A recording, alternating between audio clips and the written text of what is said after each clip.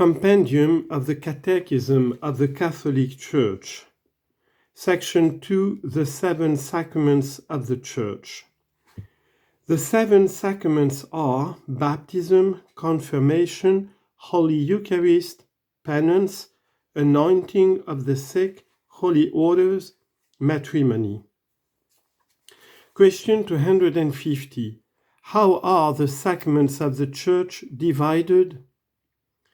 The sacraments are divided into the sacraments of Christian initiation, baptism, confirmation, and Holy Eucharist, the sacraments of healing, penance, and anointing of the sick, and the sacraments at the service of communion and mission, holy orders, and matrimony. The sacraments touch all the important moments of Christian life. All of the sacraments are ordered to the Holy Eucharist as to their end, as said St. Thomas Aquinas. Chapter 1. The Sacraments of Christian Initiation.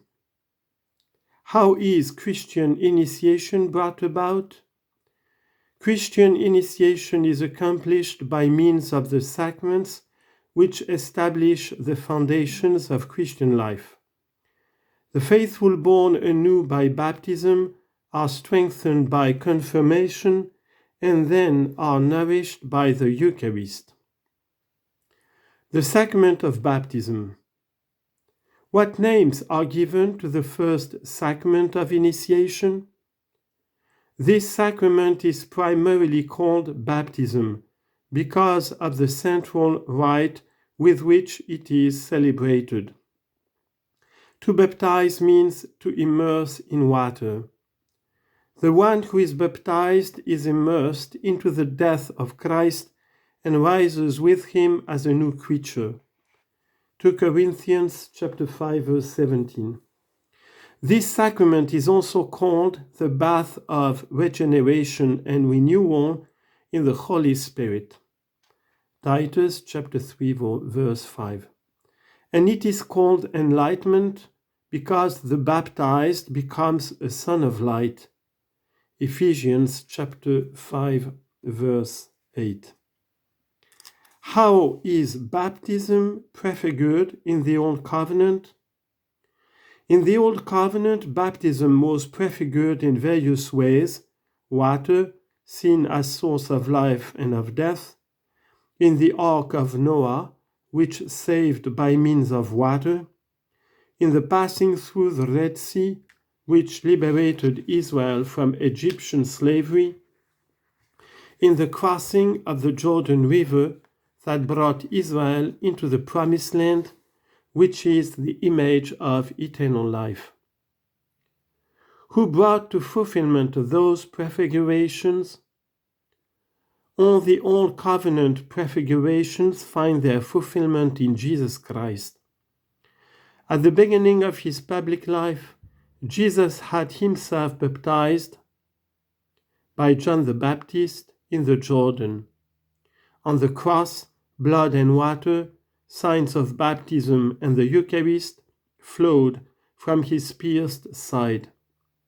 After his resurrection, he gave to his apostles this mission: go forth and make disciples of all nations, baptizing them in the name of the Father, and of the Son, and of the Holy Spirit.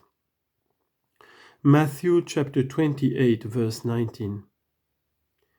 Starting when and to whom has the Church administered baptism?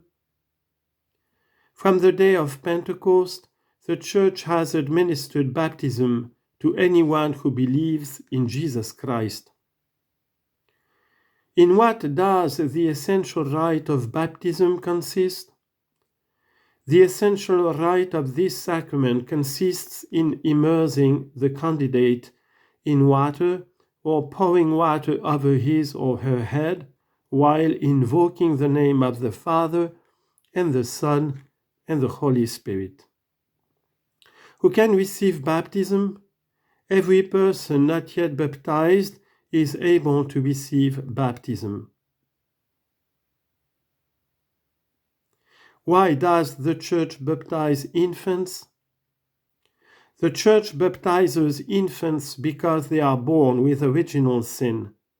They need to be freed from the power of the evil one and brought into that realm of freedom which belongs to the children of God. What is required of one who is to be baptized? Everyone who is to be baptized is required to make a profession of faith. This is done personally in the case of an adult, or by the parents and by the Church in the case of infants. Also, the Godfather and the Godmother and the whole ecclesial community share the responsibility for baptismal preparation or catechumenate, as well as for the development and safeguarding of the faith and grace given at baptism. Who can baptize? The ordinary ministers of baptism are the bishop and the priest. In the Latin Church, the deacon also can baptize. In case of necessity, any person can baptize, provided he has the intention of doing what the Church does. This is done by pouring water on the head of the candidate while saying the Trinitarian formula for baptism. I baptize you in the name of the Father, and of the Son, and of the Holy Spirit. Is baptism necessary for salvation? Baptism is necessary for salvation for all those to whom the gospel has been proclaimed and who have had the possibility of asking for this sacrament. Is it possible to be saved without baptism? Since Christ died for the salvation of all, those can be saved without baptism who die for the faith, baptism of blood. Catechumens and all those who, even without knowing Christ and the Church, still under the impulse of grace, sincerely seek God and strive to do His will, can also be saved without baptism, baptism of desire. The Church in her liturgy entrusts children who die without baptism to the mercy of God. What are the effects of baptism? Baptism takes away original sin, all personal sins, and all punishment due to sin.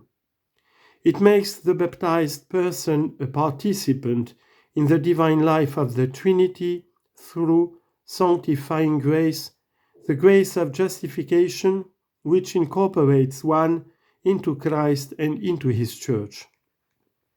It gives one a share in the priesthood of Christ and provides the basis for communion with all Christians.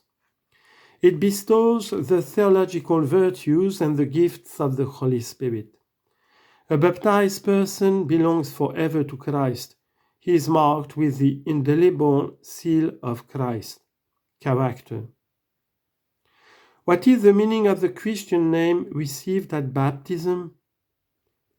The name is important because God knows each of us by name, that is, in our uniqueness as persons. In baptism, a Christian receives his or her own name in the Church.